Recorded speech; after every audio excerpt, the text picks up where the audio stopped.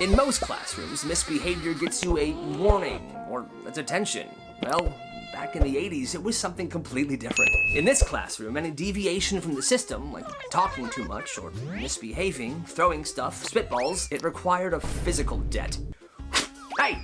Kyle, spitball! The teacher didn't make them sit in a corner or put a goofy hat on. Next to his desk on the floor laid a sheet of coarse sandpaper. One mistake, you had to get up there and kneel down on the sandpaper. And you weren't just kneeling, you were working. You had to stay in that exact position while your knees grinded onto the grit while you had to write massive amounts of words. And what you normally did is there were a list of 30 words and you had to write each word 10 times. The punishment was designed to make them try to write fast, because the longer you took to write these words, the longer you had to kneel. It's actually incredibly horrifying, and it would completely not fly today. I can't believe that's what they did back then. Eventually, they stopped doing that, thank God.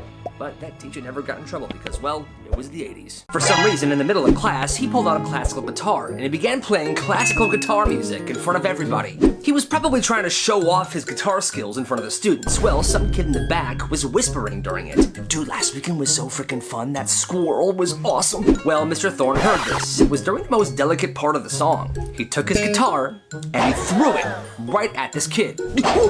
It hit the wall and shattered. The guitar was expensive too, and the teacher just broke it. Everyone was stunned.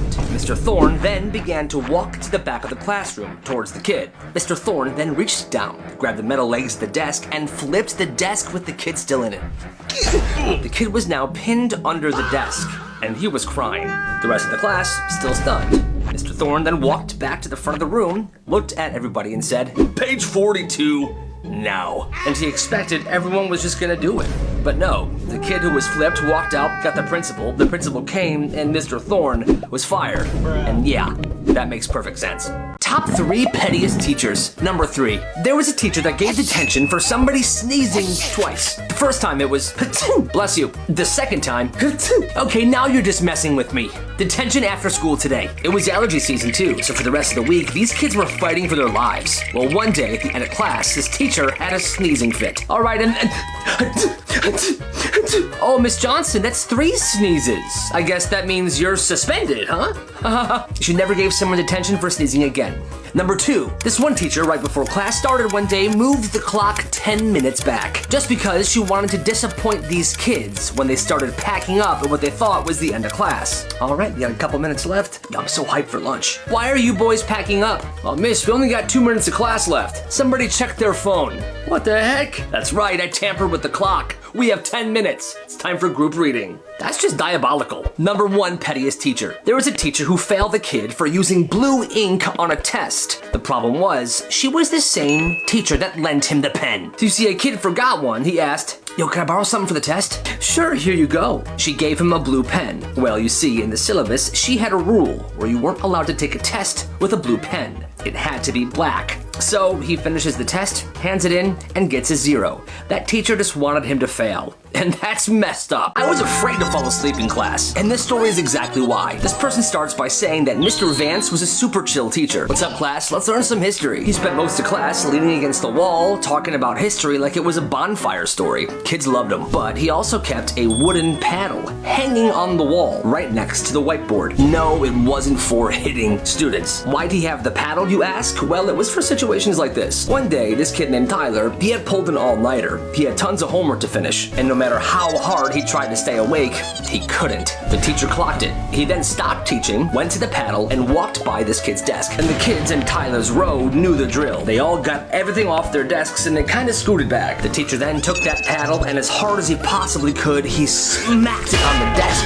right next to Tyler. And it was so loud. And Tyler didn't just startle awake. He hopped about 5 feet in the air. The teacher then went right back to teaching. "Hey, stay awake." "All right, class." And boy, is that the worst. Now, my teachers didn't have a paddle, but they would just take their hand and I would never sleep. This one skate park, everyone called this kid the professor. While the kids from the neighborhood were hitting the ramps, the professor was sitting at the side with a notebook and a pencil. He didn't even own a skateboard. He just sat there, measuring the incline of the death gap, a 10-foot jump over the staircase that was very difficult. This degree angle, this one too.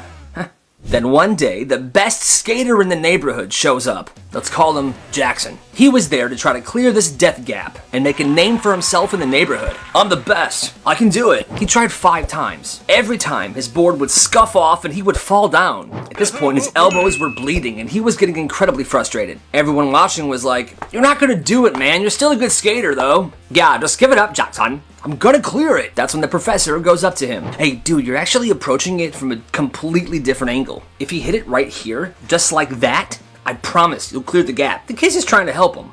But Jackson says, "Shut up, dude, you don't even skate. I'm not gonna listen to you, loser." But Jackson had went over this jump thousands of times in his head. It's been in his notebook for days. He knows the angles. So he grabs Jackson's skateboard. Let me see this.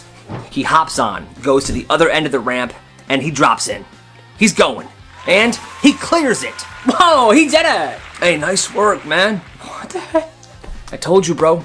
If you listened to me, you could have had all the glory. But now, it's mine. Come on! Yeah, I'm awesome! The professor went home, and he never returned to that skate park again. And Jackson, that night, cried himself to sleep. And it's all because this kid got suspended for selling pencil insurance. So this kid, right, he's kind of smart, he's kind of funny, he definitely knows how to game the system. He notices that every day in every class, someone, every single day, asks to borrow a pencil. So he starts offering a deal. $1 pencil insurance covers you for the entire week. If you lose your pencil, boom, he'll replace it. Need an eraser? You're covered, he's got you. It's actually a good deal. It's way cheaper than buying a full pack at the store. And it absolutely blows up. By Thursday of that week, 15 kids are covered on this pencil insurance. He starts giving out policy numbers. He makes sure that he has one of his insurance agents in every classroom that has an insured client. Carries around a binder, he has terms and conditions. One teacher sees all this and says, "Hey, you can't run a business in class. It's not a business, sir.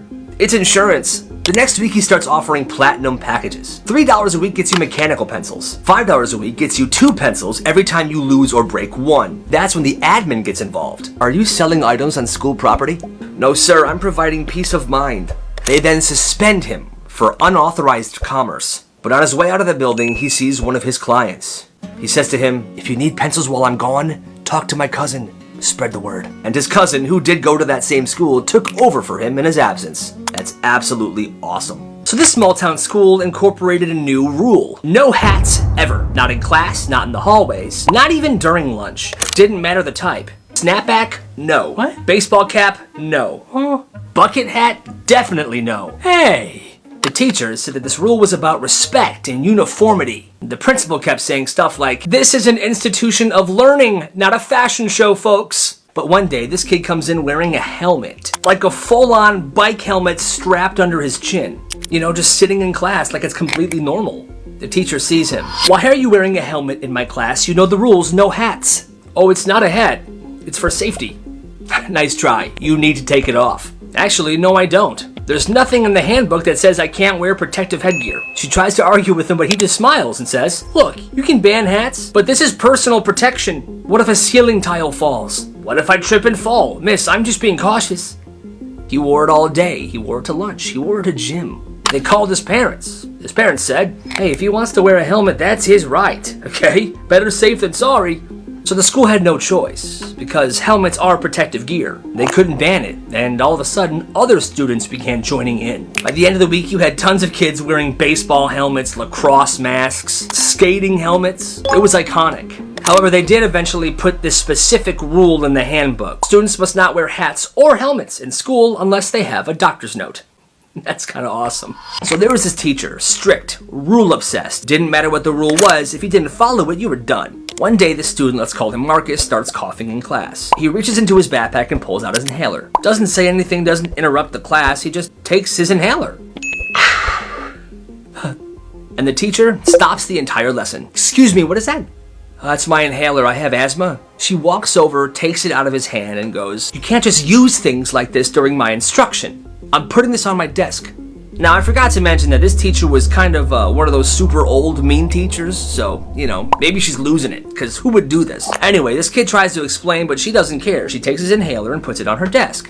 If it's that serious, go to the nurse. Otherwise, follow classroom rules. Marcus just sits there, wheezing, staring at the inhaler in front of the room. Well, after class, he actually goes to the nurse and tells her what happened. And the nurse is absolutely livid. She talks to the principal, she calls Marcus's mom, she files a report. Within 24 hours, there's a giant meeting at the school, and this teacher's there. No one knows exactly what happened in that meeting, but the principal pulled Marcus aside afterwards and told him that he was free to use his inhaler whenever he felt he needed to. Marcus never said another word to her in her class, but he used his inhaler whenever he wanted, and she didn't say a single thing. Now, this may not be related to what she did, but at the end of that year, that teacher retired. Good.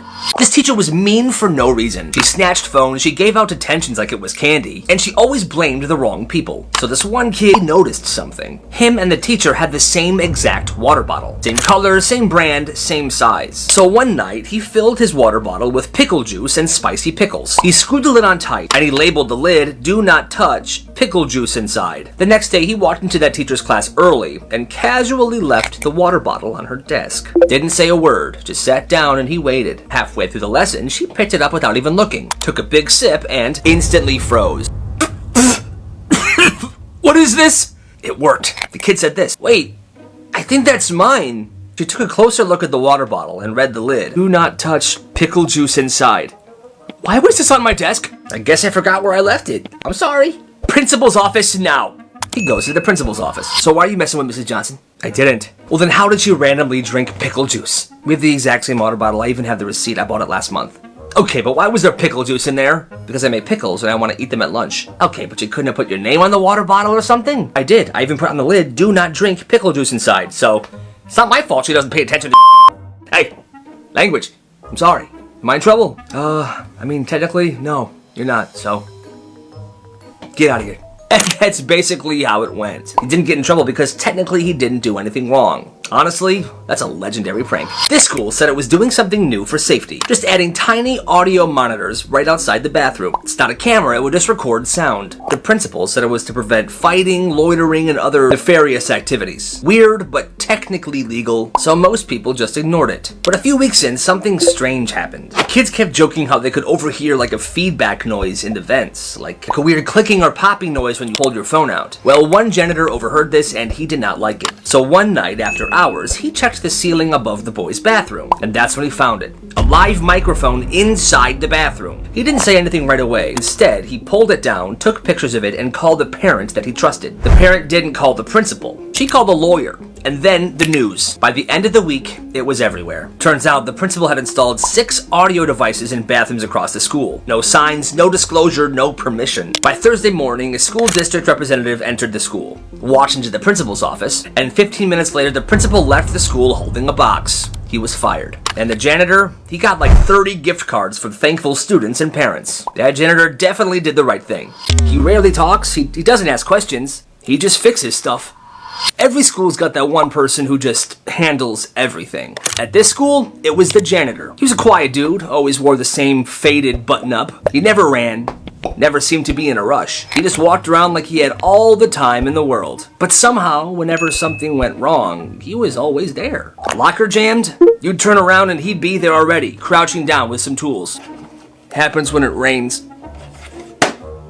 You're good to go. Popping it open in 2 seconds. Projector broke during a presentation. Teacher's panicking, and from the back of the room, "Mind if I take a look?"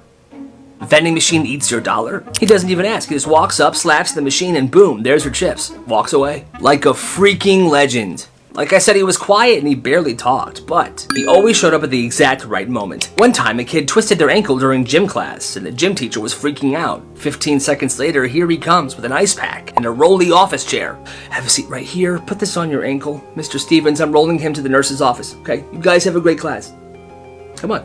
He wasn't nosy. He didn't snitch on anybody. He just fixed things. And when someone would say thank you, he would just nod and say, "That's what I'm here for."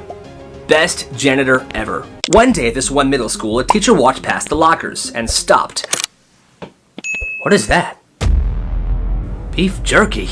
It was a full, seasoned pack of beef jerky, just sitting on top of one of the lockers. He took it down, threw it out, and he thought nothing of it. Where did that come from? Anyway, the next day, same locker, new beef jerky pack. What? He's like, okay, what's going on? He throws it out again. Day after that, boom, another one.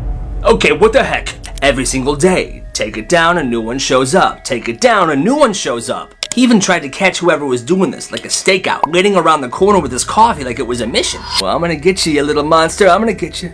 But he missed it. Could never catch the person doing this. And word started spreading to the students. That locker area became a spectacle. Whenever the jerky would show up, students would be around taking pictures of it and honoring it like it was a shrine. And get this, it kept happening for a month. Sometimes the locker would change, sometimes it would be hidden better, but every single day, somewhere in the school, there would be beef jerky. Then one day it just stopped. No warning, no reveal, no note, no nothing. To this day, no one knows who did it. And honestly, that's legend behavior right there. Respect to the beef jerky kid. The performance is over, you may all go home. I'm a star! So every year, this school put on a big spring play. Tickets, costumes, a full audience. It was a big deal. And this one year, they were doing Robin Hood. Now, most of the cast was taking this very seriously. But there was this one kid. Let's call him Noah. He played one of the guards. He barely had any lines. And that was the problem. Because Noah wanted more stage time. And nobody gave it to him. So, on opening night, he decided to take it. Everything's going fine. The actors are on point. The audience is locked in. Robin Hood's doing his big dramatic speech. I do not steal for greed, I steal for justice. While the kings eat in their golden halls, the people will scrape crumbs off the floor. So yeah, that kid was killing it. He was feeling himself. But then Noah walks forward, points to Robin Hood, and says with a completely straight face, he's got a crossbow in his pants. That's why he's walking like that. The actors freeze. The kid who played Robin Hood looks like he's about to cry. But Noah's not done. No. He starts pacing across the stage like a detective, muttering to himself, the moss is fake. The footprints don't match the alibi. This was never about taxes. Everybody's flabbergasted. He's inventing a crime subplot in the middle of a play. And then the finale. Knocks over a set piece, points up to the sky and says, it was the butler! And he starts running around the stage. The lights cut. The cast members are crying. The principal gets onto the mic and says, the performance is over, you may all go home now. I'm a star. And that was it. The show got canceled mid-performance. No second night, no cast party. It was done. And Noah, well, he showed up to school the next day like nothing happened. But people said you can tell. He was very, very proud of what he did. You're late. And there was this kid, let's call him Marcus, that was always like 30 seconds late to class. Every day. And his teacher, let's call her Miss Harris, she hated that. I hate that. So one day, Marcus walks in, super chill, backpack half unzipped, no rush at all. And yes, he was around 30 seconds late. Which, in my opinion, 30 seconds late, come on, lady, chill. But anyway, Miss Harris goes, you're late. Marcus, he didn't flinch. Didn't even sit down. He just stood there and went, don't you get tired of being dramatic? The whole class goes, oh. But Marcus wasn't done. Every day with the attitude, like, chill Broadway, you ain't on stage? Then he hit her with this. Over here acting like me in the door personally offended you, you goofy looking woman. You're built like a late bell. Always ringing for no reason. Get out of my face. Kids were literally falling out of their chairs. One kid had to leave the room. You gotta excuse me, I gotta take a walk. And Miss Harris just sat there, frozen, like her spirit just left her.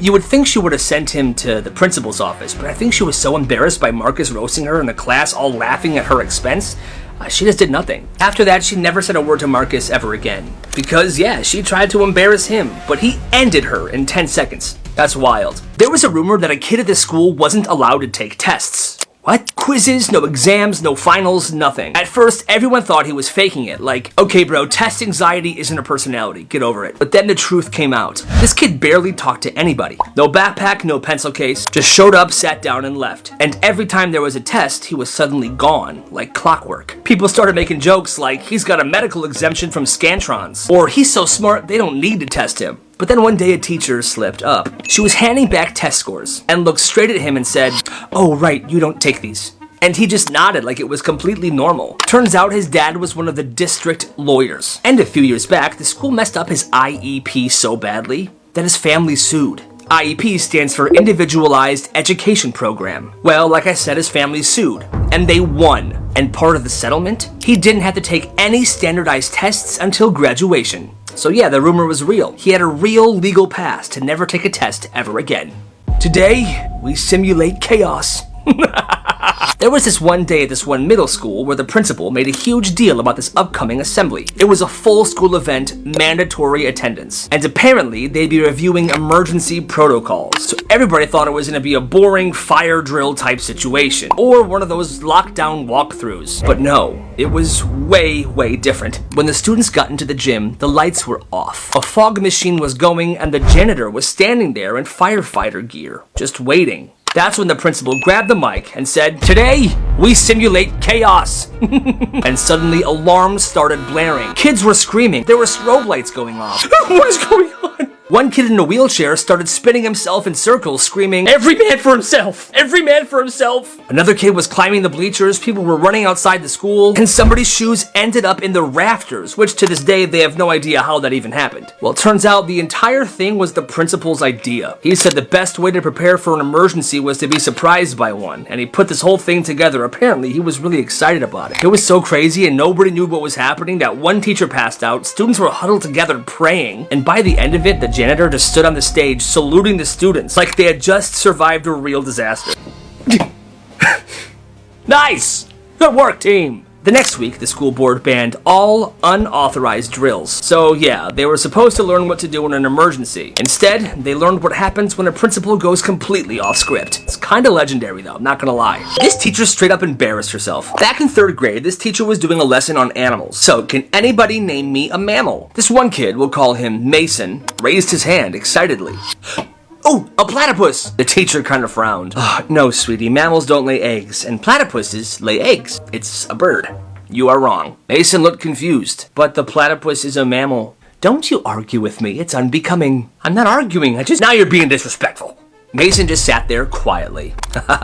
But that night, he did some work of his own. The next day, Mason came into school with printouts, scientific articles, diagrams, highlighted textbook pages. This kid had evidence. He was ready to prove this teacher wrong. So in class, he walked right up to her desk, and in front of the entire class, he said, "Excuse me? Just so you know, the platypus is a mammal. Look, it lays eggs, but it still makes milk, and that's what makes it a mammal." I've been teaching for 15 years. Yeah, and you've been wrong for every single one of them. Boom. Class exploded. At this point, the teacher was fuming. "Go to the office now." But when he explained what happened to the principal, even the principal was like, "Yeah, man, you're right. Platypus is a mammal." And he didn't get in trouble at all. After that day, Mason never got another question wrong in that class because she never called on him again. So a subscriber sent in this story. This one comes from an 8th grader in Missouri who had a teacher. We'll call this teacher Mrs. K. Now, at the end of the school day, most teachers were fine with students having their phones out. Cause, it's the end of the day. It's chill time. But not Mrs. K. Mrs. K had this insane rule. If she caught you with your phone out, she would call your parents. She would then lie about why you had to stay after school, and then she would lock you in a closet. That's real. So one day, it's the end of the day, and this 8th grader gets a text from their mom. They check it really quick, and boom, Mrs. K sees it. "Phone, now." She snatches this kid's phone, and in front of the entire class, she calls this kid's parents. "Hi, this is your kid's teacher. I'm calling to inform you that your child is failing my class. I highly suggest your kid stays after school today with me while I help them study for the upcoming test." "Well, I'll have your kid call you when we're done. Bye-bye." So school ends and this kid heads to Mrs. K's classroom, hoping for the best, hoping Mrs. K is not going to be too hard on them. But that's not what happened. Mrs. K just said, "Since you were on your phone, you're getting in the closet." She locks this kid in the closet, and the kid's just sitting there scared, crying all by themselves. But here is where the whole thing turns around. When that kid got home, they told their parents what had happened. They called the school immediately. The next day, they went into the school to speak with the principal. And shortly after that, Mrs. K was fired. And honestly, she definitely deserved it. This kid got life advice from a guy eating string cheese. This kid was 14. He was having a rough week. He was failing a class. His friends were acting super weird. He had just gotten into a fight with his mom who said, "You know what, why don't you take a walk and don't come back till you figure yourself out." Oof. Tough break. So he left. He went to a park and sat on a bench. Just sitting there, staring at a duck that looked as lost as he felt. Quack, quack, quack. Stupid. Then this guy walks by, mid-30s, fishing hat on and a pole in hand, and he was eating string cheese. But he was eating it like a menace, not peeling it, just munching right into it. The guy slows down and goes, Hey, you good? This kid doesn't answer, he just shrugs. The guy nods like he gets it, and he says, cool. Just remember this, most stuff doesn't make sense when you're in it, but it will later. So don't quit until it starts to make sense, alright? This guy takes one last bite of his string cheese, throws the wrapper in the trash, and adds one last thing. Also, learn to cook one thing really well. That's important.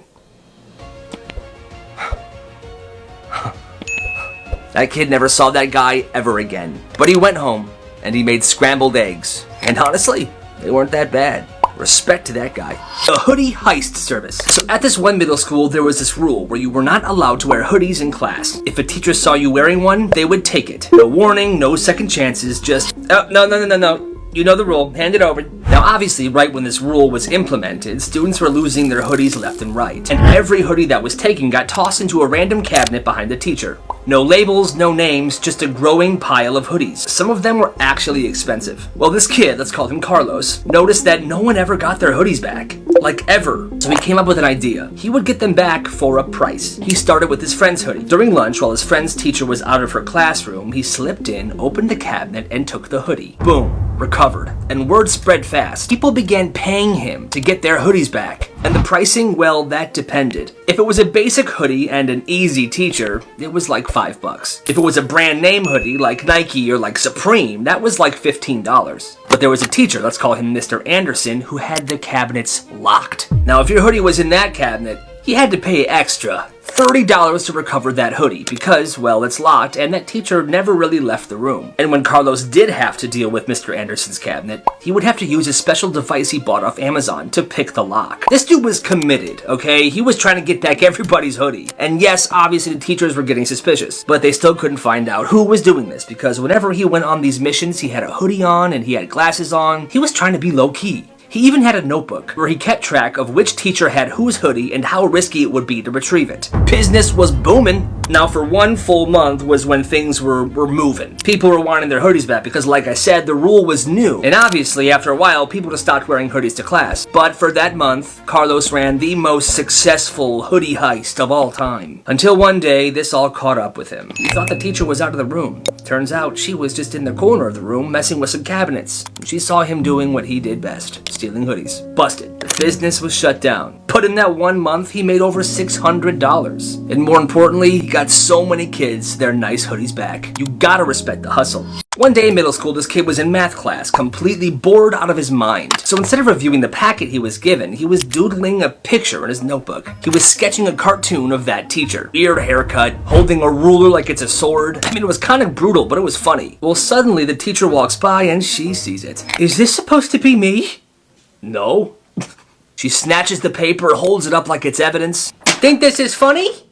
Office, now. He's like, yep, I'm done for. Detention for sure. He walks down to the principal's office, nervous. He gets in there and he hands the principal the picture that he drew of his teacher, expecting the worst. The principal stares at it, silent for a second, and then... he bursts out laughing. Okay. Alright, first of all, man, this is spot on. Kudos to you. Second of all, I've been telling her to fix her hair for 3 years. Really? Oh, yeah. Hey, pass me that red marker. Okay. He takes the red marker and draws flames behind her on the picture. Boom. Now it's art. I'm gonna keep this, alright? For me.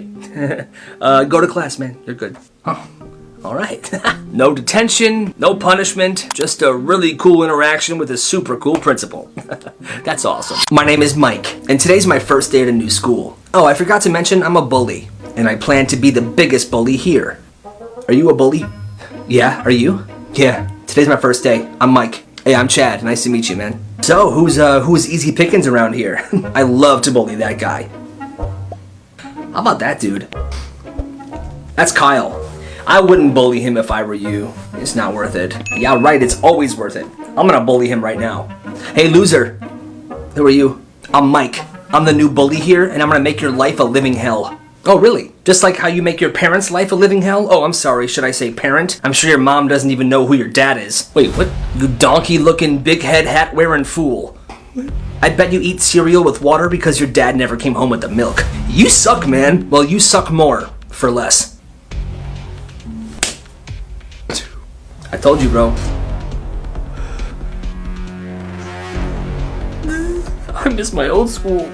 This teacher had the weirdest rule. So this kid, let's call him David. He was in middle school, and this one teacher had a lot of weird rules, but one rule stood out to be the most weird. At the end of every class, students were required to shake this teacher's hand before leaving. Every single day. It didn't matter if you were sick, your hands were sweaty, or you were holding all your books, you had to shake this teacher's hand. And now David, like a lot of others, thought that this was the dumbest rule ever. Like, why is this even a thing?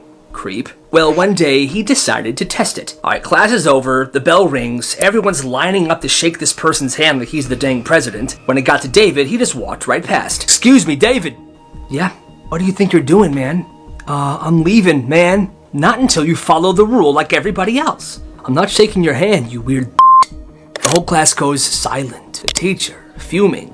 He walks to the door and he blocks it. Well, if that's the case, you're not leaving, you weird Now David's stuck. He can't just leave, and the entire class is watching this entire thing go down. David sighs. He slowly reaches out his hand. Fine. He goes in for a handshake. That's right. Now as their hands are about to touch, David inhales and fakes a ginormous sneeze. Spit goes all over this teacher's face. You know, everybody just get out of the classroom now. Just go. The next day, the rule was gone. I guess the teacher tried talking to the principal, but the principal told him that it was kind of creepy in the first place to make all your students shake your hand before leaving class. I agree. So this girl had just turned 16 years old, and all she wanted was a simple birthday dinner. Not a party, no gifts, just one dinner with her family. Her parents promised, "Oh, of course, sweetie, we'll go out tonight anywhere you want. Any place at all." I'm so excited. Thank you. She was so excited. She got dressed up, picked out a restaurant, and waited for them to be ready. Except they weren't ready at all. They kept saying stuff like, just a minute, honey. We're finishing something, sweetie. Just 1 minute. She was frustrated, but she tried to be patient. So she stopped rushing them, because surely when they were ready, they would tell her. Well, an hour passed, then 2. Finally, she walked downstairs, and she saw her family eating takeout in the living room without her. What's going on? "Oh, hi, honey. We got really busy, so we decided just to order in. You can have some if you want." It was pretty good. Yeah, it's really good. She just stood there. They could have cared less about her birthday dinner. And the worst part is they didn't even realize how much this hurt her. She felt humiliated. So without saying a word, she went into her mom's purse, took out some cash, put her coat on, and walked out the door. Luckily, the restaurant was pretty close to her house, so she walked there. She walked to that restaurant alone, without her family, because, well, you know. She gets in, she sits down, she orders her favorite meal. The server was really nice. So, how was everything? It was really good. Thank you so much. Are you celebrating anything? Yeah, it's actually my birthday. Oh my gosh, happy birthday! I got something for you, 1 sec. The waiter walks away and comes back with a tiny cake and a candle in it. She was flattered. This was the nicest someone's been to her all day. A few minutes later, she asked for the check. The waiter said, "Oh, don't worry, you're all good. This lovely couple over here paid for you." Happy birthday. Happy birthday! She was almost brought to tears. That moment meant more to her than anyone would ever know. Well, she then went home, went to bed, and didn't say a word to her family. But from that day on, she stopped expecting anything from them. And on her next birthday, she didn't even tell her family that it was her birthday at all. Her family didn't even remember anyway. That's messed up. Sometimes teachers suck. The person that shared this story said that when she was in high school, she was one of the best art students in the school. Well, one of the assignments was that they had to design something on the computer and email it to the teacher. Well, one day in a different class, she was called down to the office. "Kayla Anderson, please come to the principal's office." In the office was her principal, Kayla, have a seat, and her art teacher. "Hi, Kayla." "Hi, what's going on?" "Well, I got your homework that you emailed, the graphic design project. Something was off, so I ran it in a reverse Google search." "Yes, and don't even try to deny this. We caught you red-handed." "What? That's impossible. I made that myself." "Oh, did you?" "Mm-hmm. Well, how come I found it on a random artist website?" "What is the website?" "Not like it matters. Read me the website." "Okay, whatever. You plagiarized your project from KaylaJohnsonArt.com. Yeah, that's my website, you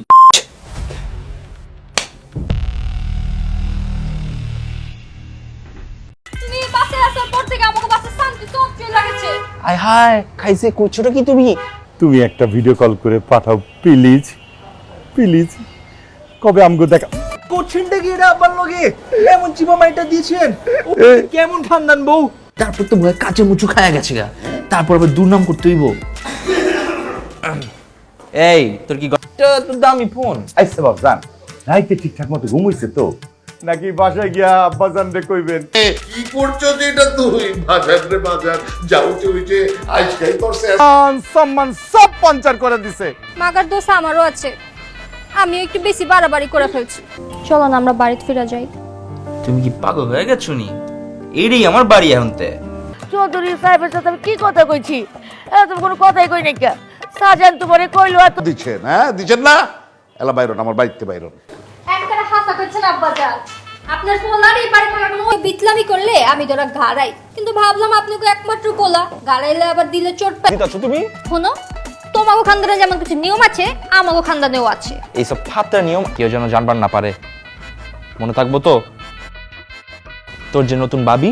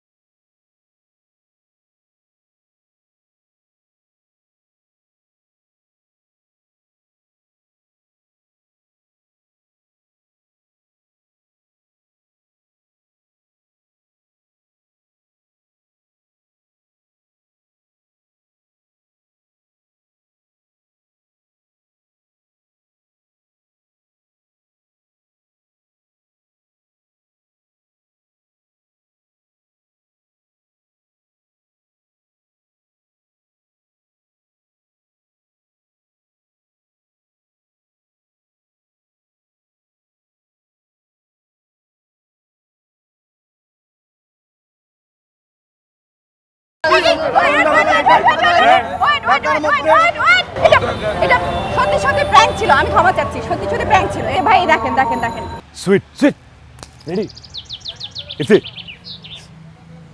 সুন্দরী মেয়ে আসতেছে। সুন্দরী মেয়ের ভয় দেখানোর মজাই অন্যরকম। 20 minute দেরি হয়েছে। হ্যাঁ মানে আই এম রিয়েলি সরি। আর কখনো এরকম হয় না, এত জ্যাম ছিল। জাস্ট 20 মিনিট লেট হয়েছে, আর কখনো না। আই এম রিয়েলি সরি, অনেক জ্যাম ছিল। সরি মানে who are you? Oh my god, iPhone 13 pro max. মাল্টু আছে তাইলে, দেখি মাল্টু বের করুন। এই ব্যাক দেন। ওদিন প্র্যাঙ্ক করছি, ভালো লাগে না তাই না? হ্যাঁ ও তো ইউটিউবার, এই যে কি সব অদ্ভুত প্র্যাঙ্ক করে বেড়ায় মানুষের সাথে। কেন কি হয়েছে বলতো? হঠাৎ ওর কথা জিজ্ঞেস করতেছিস? কি হয়েছে? আমি ওকে খুন করে ফেলবো। I should punish him. আমি কিছু না, প্র্যাঙ্কই সব কিছু। ওই প্র্যাঙ্কটা তো আমি ধ্বংস করেই ছাড়বো, বুঝলি? আরে মাথা এত গরম করিস না। আমার নেক্সট আপকামিং 5টা প্রজেক্টের ফুটেজ ছিল এই ফোনটাতে। তোমরা এটা কেন করছো এই ফোনটার মধ্যে? ফোনটার মধ্যে আমার কত জরুরি জরুরি ফুটেজ ছিল আমার। শোন, হোয়াট হোয়াট দ্য ফাক? এই আপনি কে কে এসব কি করছেন আপনি? দেখতে মানুষের মতো আর ভূতের মাস্ক পরে ভয় দেখানো। হ্যাঁ, আমি কখনো তাকে দেখিনি, চিনিও না ইভেন। এই কে আপনি? What the hell? আপনি জান? Who are you? Who are you? Wait, বলছি একটা সেকেন্ড। শোরের উপর বাটপারি রে। তো আসল শাস্তি হয়েছে, চলো বাই।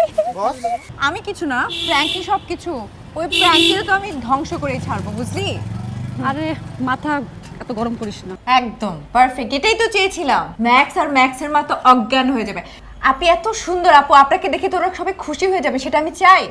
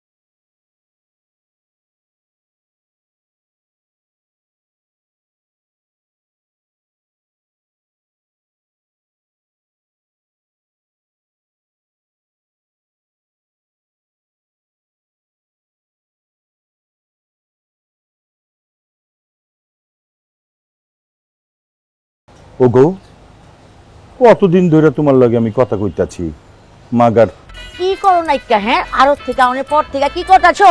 ফোনের ভিতরে হান্দায় রয়েছো। আব্বাই তো ও মা গো মা, আব্বাই তো দেখি হেভি পাঙ্খ। হুম, নিশ্চয়ই কোনো ভেজাল আছে। ওই দেখি কার লগে ফিল্ডিং মার।